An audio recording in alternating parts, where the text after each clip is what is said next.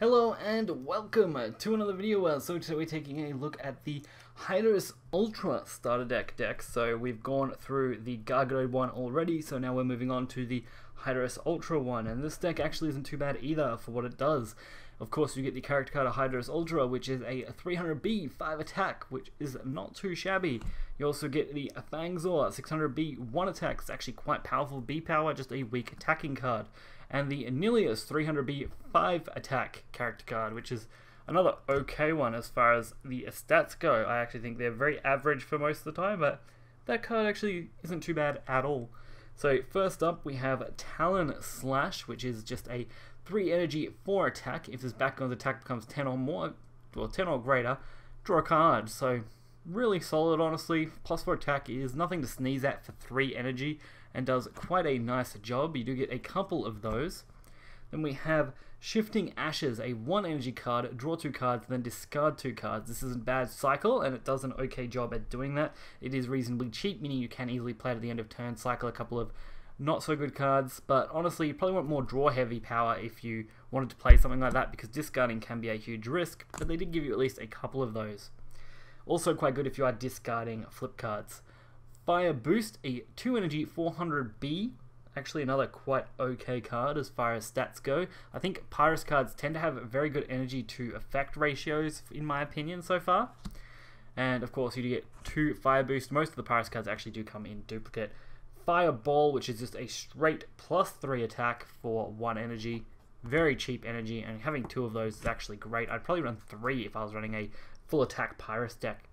Power Ritual, a 1 energy, get plus 1 energy for each Bakugan that your Bakugan hold. This could actually potentially get you a lot of energy, which is great. Being able to use this when you're going for a team attack is especially good. Something like that is pretty amazing. And of course you do get 2 Power Ritual. Then we have Hyper Hydorous Ultra. So the Evo for Hydorous Ultra is a 600B and a 6 attack for 2 energy. Very cheap Evo card as far as things concerned, but it doesn't come with any extra effects, which is a little disappointing.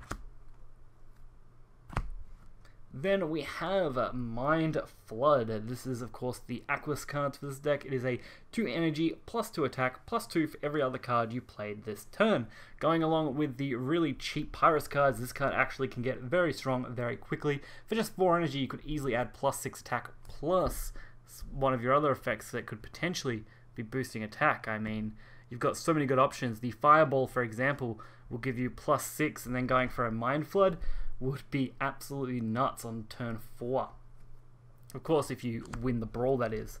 Then we have Ebb as one of its action cards. It is a 2 energy plus 2 flow. If you play another card this turn, plus 5. Again, about the same as Mind Flood. Probably a little bit better if you're only playing 2 cards to go along with it. But of course, Mind Flood becomes better once you play 3. So very nice card.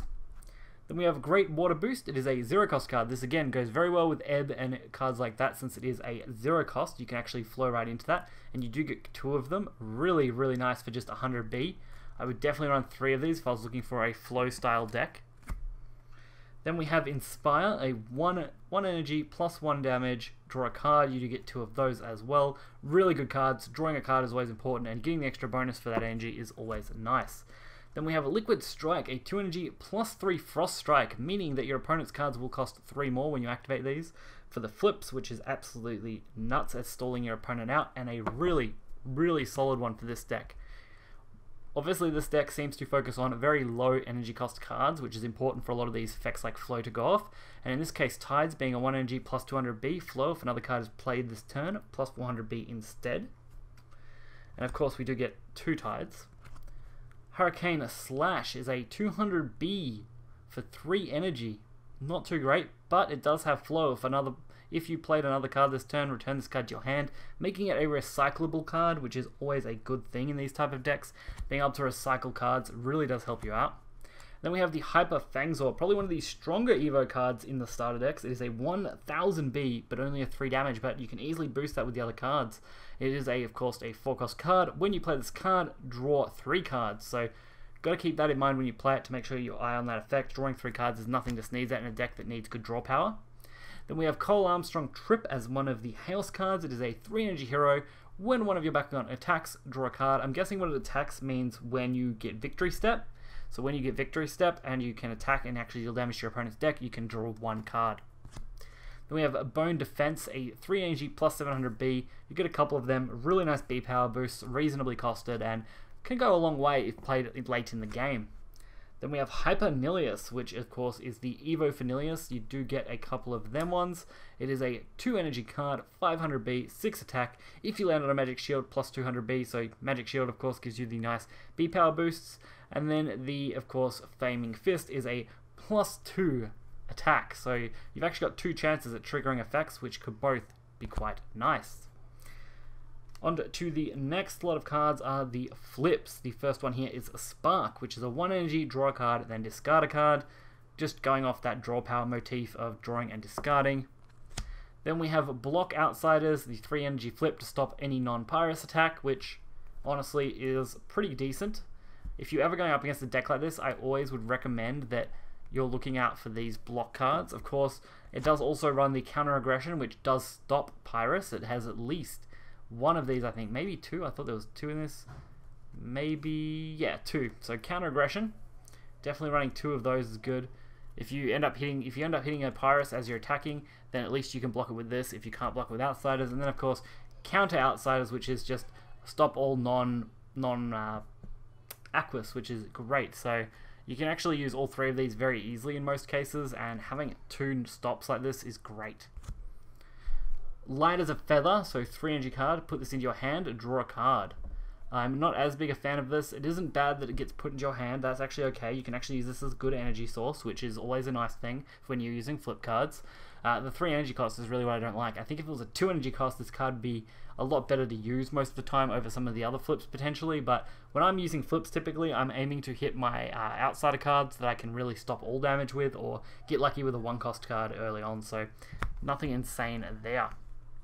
Overall though, I think the deck definitely is focusing on the B-power boosting aspect for cheap cost and flowing into that to play multiple cards in one batch, which is of course what they call the chain. If you've ever played Yu-Gi-Oh, they call them very similar things, but when you are in a batch, your opponent isn't easily able to counter. So the first core that comes with this deck is a green fist that we're going to look at. It is a plus 2 attack fist, pretty mediocre to be honest.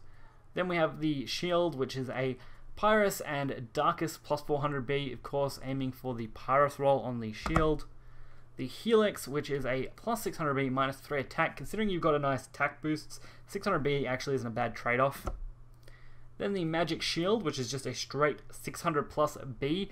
There is a Magic Shield that comes in the card collection for Drago. We will have that in a video not too far off, hopefully. I've got one on lay-by system at the moment, so I've got all the starter sets to open when I'm able to afford to go pick those up, but that is a 650B Magic Shield, which is just straight up better than this Magic Shield here.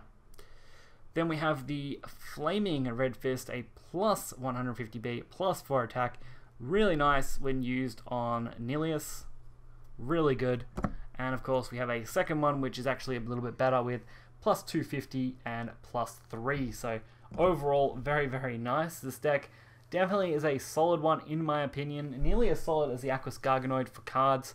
All of these, again, are great starting points. If you watched my last video, I said that a fair bit at the end, but it's true. All these starter decks, I feel like, give you a good sense of the game. They all have something unique to them, as the Garganoid one was definitely focused more on stopping your opponent's B-power and then winning, whereas this deck's focused on beating out their B-power using cheap effect cards that can flow into each other and continually cycle, which is important for this deck to really go off hard. And with some high attack Bakugan already, like Fangzor in this case, it's a really nice deck to play. So if you guys did enjoy this video, be sure to hit the like button and subscribe for more content. If you are interested in any of my Bakugan videos, we've got a fair few of them now. They are in a playlist. You can check those out.